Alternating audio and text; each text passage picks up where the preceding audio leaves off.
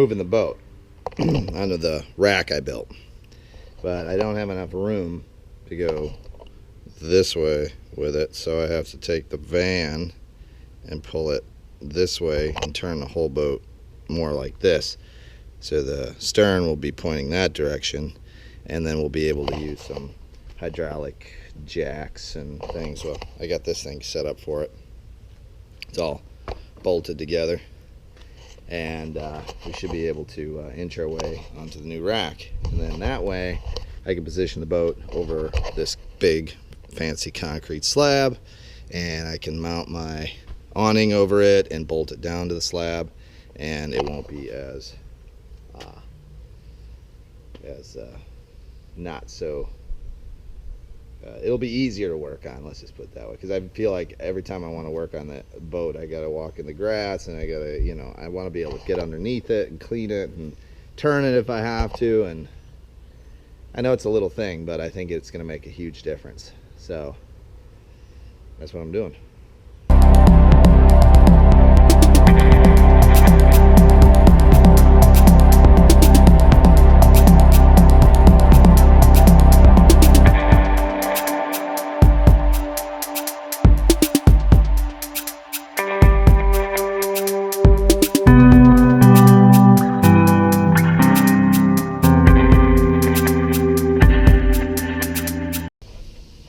So now I got a little more room to work. And I got to lift this up and pull it this way. And then as I go, slowly pull the trailer out and leave the boat on the rack here. It hasn't rained in like 2 months here. It's been the middle of dry season. This morning, I took the cover off the boat to move it around. I was at work. I lost my first tooth. Emerson lost his first tooth. Show him that.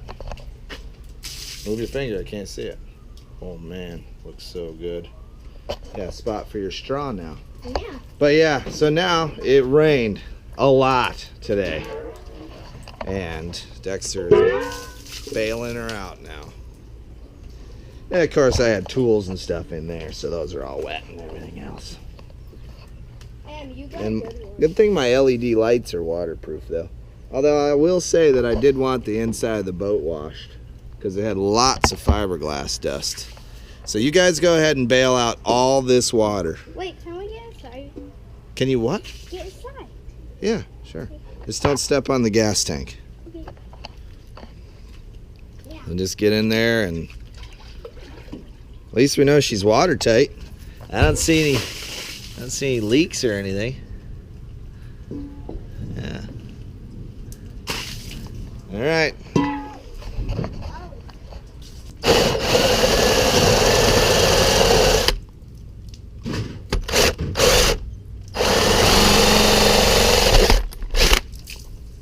There we go. There she goes.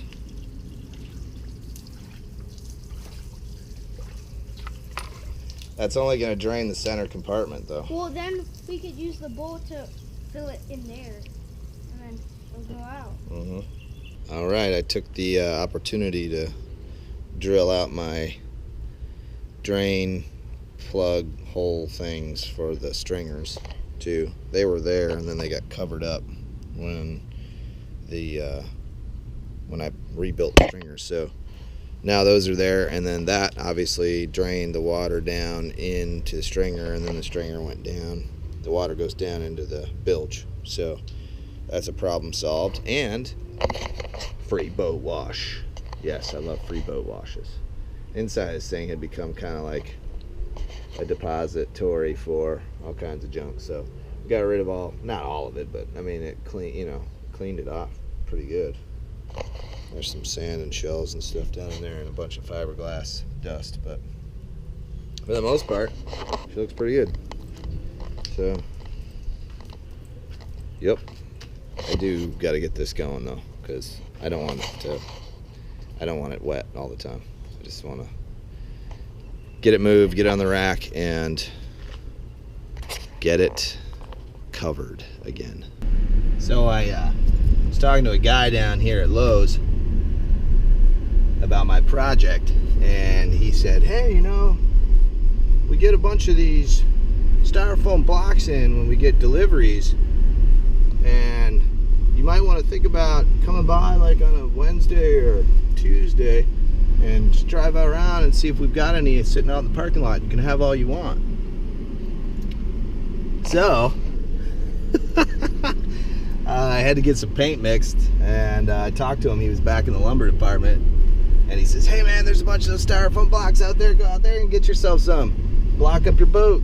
So what? I totally scored styrofoam blocks for free. This is going to totally help my project and getting the boat off that trailer. So, rockin'. So rad. Now, this is by no means anything I can do by myself safely. So I'm not going to, especially with a broken foot. I think that makes no sense at all. Regardless of my safety, I don't want to damage the boat. I've worked way too hard on it, so I don't want to damage it. So I'm going to go ahead and wait until tomorrow, and then when I have an extra set of hands. But by tomorrow, this boat will be on this rack, and we will be able to churn it all the way around on this space in here, hopefully. And I'm really hoping that math works out. And I'll be able to permanently affix the awning that's sopping wet over here, laying in my yard, back onto the concrete pad here. And then we'll have a proper workspace to continue working on the boat.